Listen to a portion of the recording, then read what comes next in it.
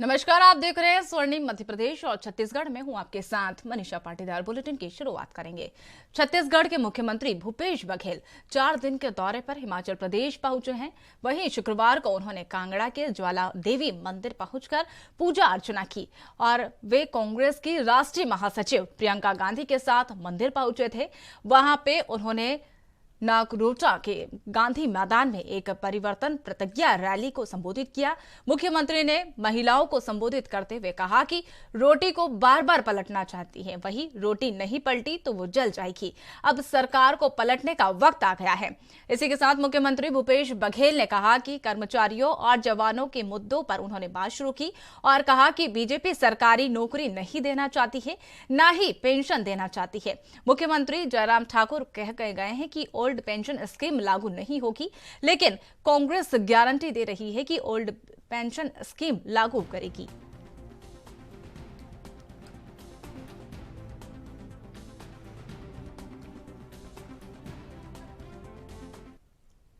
मध्य प्रदेश में बेरोजगारी दूर करने और युवाओं को रोजगार से जोड़ने के लिए सरकार ने बड़ा कदम उठाया। इससे लाखों लोग उद्योग धंधे से जुड़े और आत्मनिर्भर बनेंगे। वही हजारों लोगों की नौकरियां भी मिलेगी और वही सौगात देने के लिए आज मुख्यमंत्री शिवराज सिंह चौहान खुद सौगात देने पहुंचे हैं। उन्होंने बताया कि नवंबर माह में करीब 40,000 लोगों को सरकारी नौकरियों की सौगात मिलेगी। साल भर में 1 लाख लोगों को सरकारी नौकरी मिल जाएगी।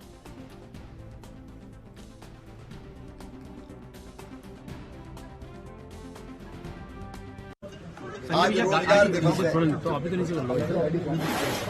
महीने में एक दिन रोजगार दिवस का कार्यक्रम भारतीय जनता पार्टी की सरकार करती है।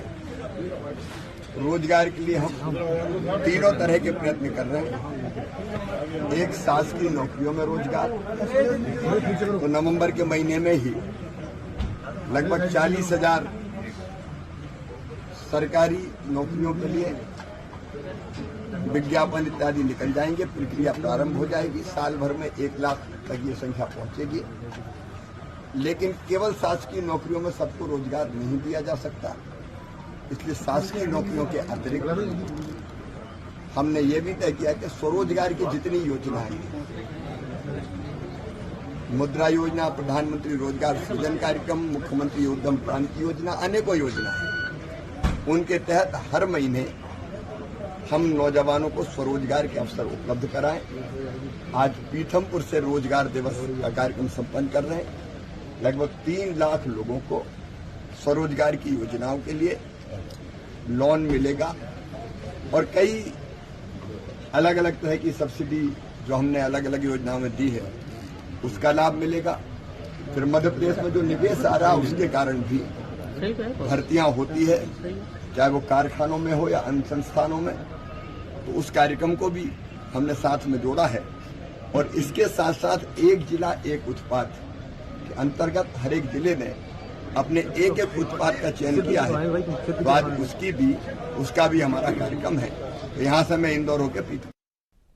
राष्ट्रीय आदिवासी नृत्य समारोह के समापन के बाद विदेशी मेहमानों का अपने देश लौटना का सिलसिला प्रारंभ हो गया है। मंगोलियन देश के नर्तक दल के 10 प्रतिभागी रायपुर बाय और अपने टूटी फूटी जवान से उन्होंने कहा कि छत्तीसगढ़िया सबसे बढ़िया कहते हुए एयरपोर्ट से विदा किया है। वहीं राष्ट्रीय आदिवासी नृत्य समारोह में मंगोलियन डांस, रोजन डांस की भी प्रतियोगिता का आयोजन किया गया था। वहीं समारोह में मुखिया इखनबोल्ड ने कहा कि छत्तीसगढ़ी आना उनका बहुत बड़ा अनुभव हो रखा है और अच्छा उन्हें अनुभव हुआ है। इस मौके पर उन्होंने दोबारा आने का मौका मिलेगा तो वो जरूर आएंगे। उसी के साथ उन्होंने कहा कि अगली बार रायपुर आने का मौका मिला तो वो हमेशा याद रखेंगे। Thank you, Raipur, for inviting us. We'll be back soon. Okay? Thank you so much.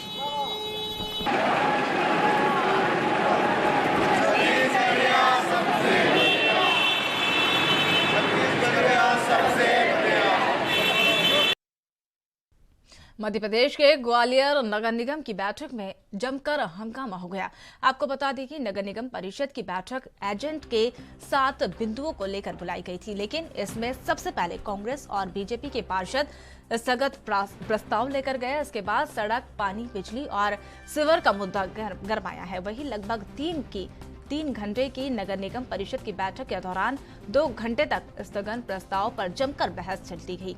वहीं परिषद को एक बार और फिर 2 बार स्थगित करना पड़ा, जिसके बाद एजेंडे में 7 बिंदुओं पर चर्चाएं हुई, लेकिन इसके बाद भी जमकर हंगामा हुआ है। वहीं इसके दौरान 7 बिंदुओं पर भी आज बहस हो सकी और उसके बाद सबसे अहम और बड़ा मुद्दा पार्षद, मेयर और सभापति के मौलिक निधि को बढ़ाना है। वहीं चर्चा के बाद पार्षदों ने मौलिक निधि 45 लाख रुपए की दी गई है।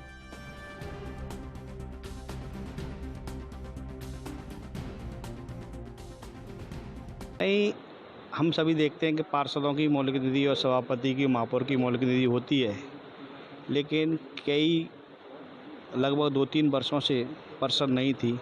तो प्रशासक द्वारा जो बजट पेश किया गया था उसमें कोई महापौर, पार्षद और सभापति की निधि नहीं रखी गई थी, और उसमें जो बजट पास किया गया वो बजट जो महापौर पार्षद के समय में होता है उससे काफ़ी कम था। लेकिन चुनाव होने के बाद पार्षदों को मौलिक निधि दी जाती है।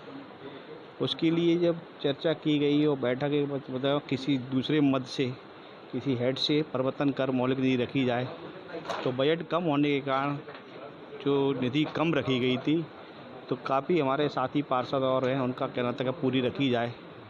तो हमने तो कहा था सभापति महोदय से कि आप आयुक्त महोदय से वर्जन ले लें और उनसे पूछ लें, अगर बजट हो तो 45 या 50 या 60 लाख कर दें, हमें कोई आपत्ति नहीं है।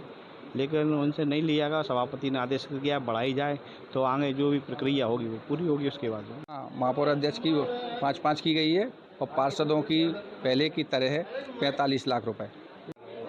आयुक्त महोदय का प्रस्ताव आया था कि चूँकि 6 माह निकल गए हैं तो 50% मौलिक निधि पार्षदों की, 50% अध्यक्ष निधि और 50% महापौर निधि की जाए। लेकिन सदन में जब विचार विमर्श हुआ, सभी सदस्यों ने चर्चा में भाग लिया, तो उनका ये कहना था कि बाट तो पूरा ही है, रोड तो पूरी बनना है, 6 महीने निकल गए तो रोड तो आधी नहीं बनेगी, और महंगाई भी है, जीएसटी वगैरह जुड़ने लगा है, तो इतनी कम राशि में विकास नहीं हो पाएगा। इसलिए सर्वसम्मति से ये निर्णय लिया गया कि महापौर निधि, अध्यक्ष निधि और पार्षद निधि की स्वीकृति।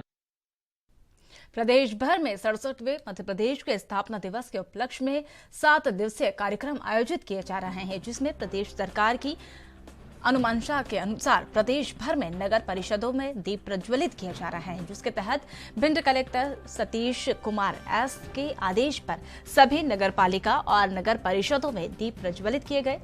वहीं आपको बता दें कि अकोड़ा नगर परिषद में मध्य प्रदेश के 67वें स्थापना दिवस पर सीएमओ प्रदीप ताम्रपर, अध्यक्ष, उपाध्यक्ष, पार्षदों और वही नगरवासियों की मौजूदगी में बड़ी जग्गा वाले हनुमान जी समेत कई प्रमुख मंदिर में 67 दीप प्रज्वलित किए गए। इसके बाद ही नगर के विकास करने के लिए और नगर में स्वच्छता बनाए रखने के सभी ने संकल्प लिया।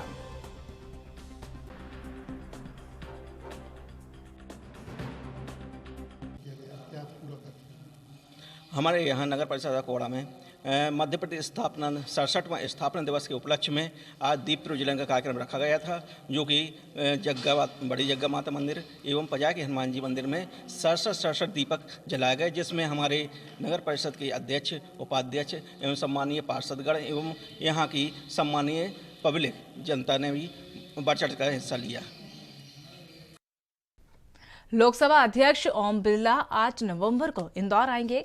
कलेक्टर मनीष सिंह ने बताया कि इंदौर में 8 नवंबर को संसदीय आउटरीच कार्यक्रम आयोजित किया जाएगा, जिसको लेकर लोकसभा अध्यक्ष समेत कई केंद्रीय मंत्री वहां पर इंदौर में मौजूद रहेंगे। आपको बता दें कि इंदौर में वैसे तो अगले साल के जनवरी महीने में ग्लोबल समिट और NRI सम्मेलन, देश और विदेश से दिग्गजों का मेला लगेगा, लेकिन इससे पहले शहर के कई हस्तियों की मेहरबानी वहां पर रहेगी और शहर में 8 नवंबर को संसदीय आउटरीच कार्यक्रम का आयोजन किया जाएगा।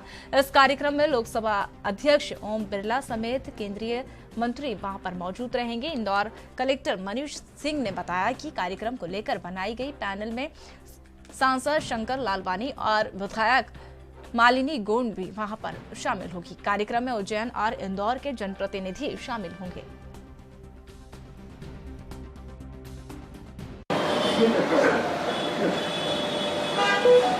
तो ये यही प्रयोग रहा था, उसके कारण से हमारी जो वसूली है 278 करोड़ रुपए पिछले साल के सुधार है।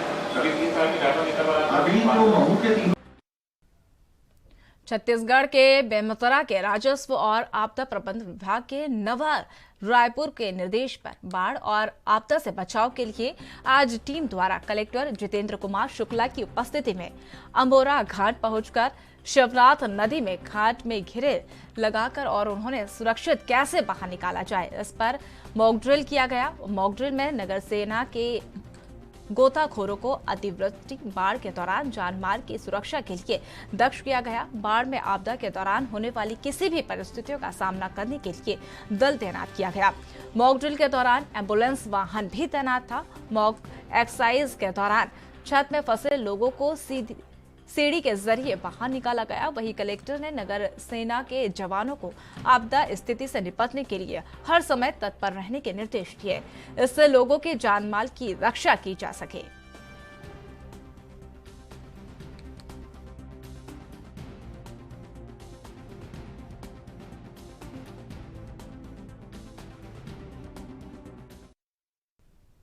मध्य प्रदेश के बैतूल के झाला थाने के पास एक बड़ा हादसा हो गया है और इस कार और बस की टक्कर होने से 11 लोगों की मौत हो चुकी है, तो वहीं घायल व्यक्ति को अस्पताल में भर्ती कराया गया।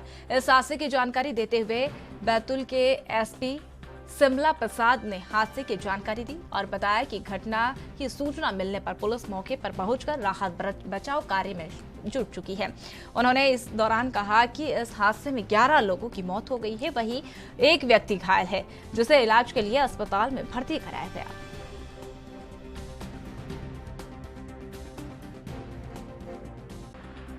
ये रात को तकरीबन 2-2:15 बजे के बीच की घटना है। इसमें एक खाली बस जा रही थी रोड पर और अमरावती की तरफ से टवेरा गाड़ी आ रही थी जिसमें 11 लोग थे ड्राइवर को मिला के, और इन दोनों बस और टवेरा में टक्कर होने के कारण जो है टवेरा बिल्कुल बस के अंदर डैश कर गई और सभी जितने भी 11 सवारी उस टवेरा गाड़ी में थी वो पूरी स्पॉट पे ही खत्म। मध्य प्रदेश के ग्वालियर शहर में 4 घंटे सड़क पर शराबखोरी करने वालों की धरपकड़ शुरू कर दी गई। 4 घंटे तक चले अभियान में शहर के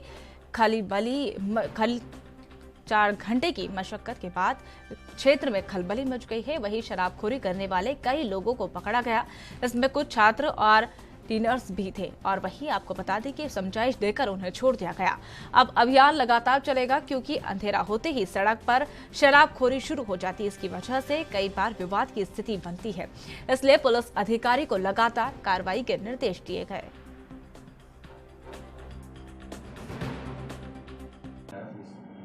पुलिस के द्वारा सार्वजनिक स्थलों में लगातार जो गाड़ी रोक के 4 व्हीलर्स में या 2 व्हीलर्स में सार्वजनिक स्थान पर मैदान में खुले मैदानों में ये लोग जो शराब पीते हैं आते में न बैठते हुए और दारू की दुकान से शराब की दुकान से शराब खरीदकर फिर उसको गाड़ी में ही पीते हैं और कभी खुले में भी पीते हैं स्कूटी के ऊपर। तो इस तरह का अभियान चलाया जा रहा है। कल मुरार सर्किल में और यूनिवर्सिटी सर्किल में ये अभियान चलाया गया जिसमें कि सरौल में लगभग 10 कार्रवाई हुई हैं और उसके अलावा 5 कार्रवाई यूनिवर्सिटी में हुई है, 5 कार्रवाई झांसी रोड में हुई है और लगभग 7 से 8 कार्रवाई है मुराद। कुल मिलाकर लगभग 34 से 35 लोगों पर इसके FIR की जाकर कार्रवाई की गई है। इसमें ड्रिंक एंड ड्राइव को भी शामिल किया गया है और ये अभियान 7 दिन तक लगातार जारी रहेगा जिससे कि जो लोगों की प्रवृत्ति है कि सार्वजनिक स्थल पर शराब पीते हैं उसकी प्रवृत्ति पर अंकुश लगाया जा सके और उनको ये समझ में आए। ये मैसेज भी देना है इनको, कई छात्र भी मिलते हैं उनको समझाया जाता है कि इससे न केवल आपका करियर खराब होगा, कोई भी अगर केस रजिस्टर्ड होता है इससे मैसेज भी खराब जाता है। जो लोग देखते हैं फैमिलीज भी जाती हैं और कई और जो स्टूडेंट जो नहीं इसका सेवन करते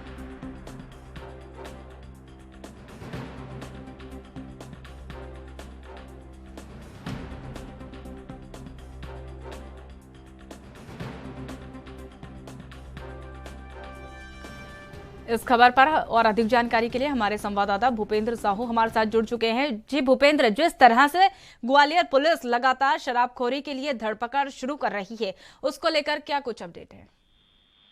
जी मनीषा, इस पूरे मामले में जो है काफी समय से जो है पुलिस को और क्राइम ब्रांच को शिकायत मिल रही थी कि जो ग्वालियर शहर में जो पॉश कॉलोनी है, पॉश एरिया है, रेलवे स्टेशन है, रेल की पटरी है, उसके आसपास जो है कई दिनों से जो पढ़ने वाले छात्र हैं जो है कई दिनों से जो है शराब की शिकायत मिल रही थी। शराब पी के जो है उद्यम कर रहे थे और लोगों को परेशान कर रहे थे।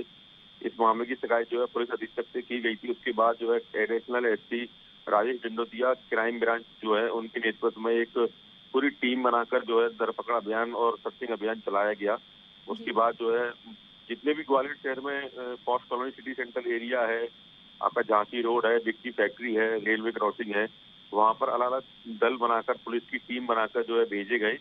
तो पुलिस ने देखा कि कई लोग जो है कम से कम जो है 40 से 50 जो है अलग अलग स्थानों पर शराब पीते हुए छात्र छात्राएं छात्र और उनके जो लोग हैं वो मिले। तो उसके बाद जो है पुलिस ने धरपकड़ अभियान किया और कुछ छात्रों को जो है समझाइश देके छोड़ा गया और कुछ के खिलाफ चालानी कार्रवाई की गई। जी, जैसे कि आपने कहा कि अभी पुलिस ने कई लोगों को पकड़ा, तो आपको बता दें जैसे ये शराबखोरी लोगों को जिसमें पकड़ा है पुलिस ने, उसमें छात्र और टीनेजर्स लोग भी उसमें मौजूद थे और उन्हें समझाइश देकर पुलिस द्वारा छोड़ दिया गया। तो क्या उन लोगों को पुलिस की बातें समझ में आई होगी? जी, अभी ये जो कार्रवाई हुई है उसके बाद जो है इस कार्रवाई के बाद जो है ये देखने में आया है, वहाँ के जो लोकल लोग हैं उनसे हमारी बात हुई है जिन्हें शिकायत की थी कि जो है जब से पुलिस जो है सर्चिंग कर रही है और अभियान चलाया गया है, उसके बाद जो है थोड़ी सी राहत मिली है और जो छात्र जो शराब पीने के लिए आते थे, हमारे आसपास जो कॉलोनियाँ हैं, बच्चे वगैरह खेलते थे, पार्क हैं, तो अभी जो है ये जो छात्रों की जो जिनके द्वारा जो शराब पी जा रही थी और शराबखोरी की जा रही थी, तो थोड़ी सी इनको राहत मिली है। जी, बहुत बहुत धन्यवाद भूपेंद्र साहू तमाम जानकारी साझा करने के लिए। मध्य प्रदेश के ग्वालियर में एक कंपनी के मैनेजर ने अपने साथी कर्मचारी के साथ मिलकर फर्जी दस्तावेज की मदद से कंपनी को 94 लाख रुपए की चपेट लगा दी। वही घटना हजीरा थाना क्षेत्र के सुभाष नगर की है। घटना का पता उस वक्त चला जब कंपनी संचालक कर्मचारियों पर शंका हुई, तो वही हिसाब किताब का ऑडिट कराया गया जिस पर मैनेजर और कर्मचारी के साथ धोखाधड़ी करना पाया गया। इस धोखाधड़ी का पता लगते ही संचालक ने थाने में शिकायत की और वही पुलिस ने शिकायत की जांच के बाद मैनेजर और कर्मचारी के खिलाफ धोखाधड़ी समेत कई धाराओं में मामला दर्ज कर लिया। कंस्ट्रक्शन नाम से जिनके द्वारा एक शिकायत की गई थी कि उनके यहाँ काम करने वाले 2 कर्मचारियों द्वारा जो उनके खुद के एम्प्लॉई हैं और जो पेमेंट शीट और लेबर का रिकॉर्ड रखा करते थे, उनके द्वारा जो भुगतान के लिए शीट बनाई जाती थी उसमें लेबर के नाम तो असल होते थे, किंतु उनके सामने अंकित जो खाते होते थे वो उनके स्वयं के या उनके नज़दीकी लोगों के होते थे, आरोपियों के। और इस तरीके से गबन करके धोखाधड़ी करके लेबर के नाम का जो पैसा आता था उसको उन्होंने अपने अकाउंट्स में ट्रांसफ़र करा लिया और ये विगत 3 वर्ष से ऐसा कर रहे थे। ऑडिट में जब इसका पता चला तो कंप्लेंट आई और इसकी प्राथमिक जांच करने के बाद इसमें 420 और गबन के तहत अपराध पंजीबद्ध थाना हजीरा में करवाया गया है। अभी विवेचना प्रारंभिक स्तर पर है, उसके बाद गिरफ्तारी। मध्य प्रदेश के ग्वालियर में क्राइम ब्रांच ने चिटफंड और धोखाधड़ी के मामले में फरार चल रहे पिता पुत्र को दबोचने में सफलता प्राप्त की है। वहीं दोनों आरोपियों पर शहर के 3 अलग अलग स्थानों से 9,000 का इनाम पुलिस द्वारा घोषित किया गया था। पुलिस अब इससे पूछताछ करने के लिए उनके द्वारा ठगे गए लोगों के बारे में जानकारी निकाल रही है। साथ ही पुलिस का प्रयास है कि जिन लोगों के साथ धोखाधड़ी हुई है उनकी रकम भी वापस दिलाई जा सके।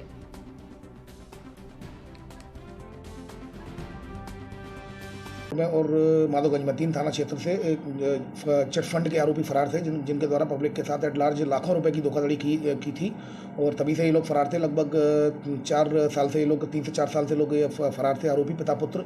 इसकी सूचना क्राइम ब्रांच लगातार इस पर काम कर रही थी। इनकी सूचना मिली कि मुरैना में कहीं उत्तमपुरा एरिया में कहीं रहते हैं। इस मुखबिर की बताई सूचना को वेरीफाई करने के लिए टीम भेजी गई और उनके द्वारा आरोपी को घेराबंदी करके हिरासत में लिया गया और उसकी निशानदेही पर उसने बताया कि मेरे पिता थाना मुराद के अंतर्गत ग्राम खुरैरी में रहते हैं, तो फिर उसकी निशानदेही पर उसके पिता को भी हिरासत में लिया गया और यहाँ थाटीपुर में उनकी गिरफ्तारी की जा रही है।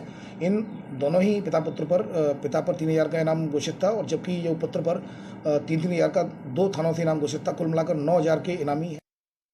तो फिलहाल मध्य प्रदेश छत्तीसगढ़ में मेरे साथ उतना ही। तमाम ताज़ा खबरों के लिए देखते रहिए ANP न्यूज़। नमस्कार।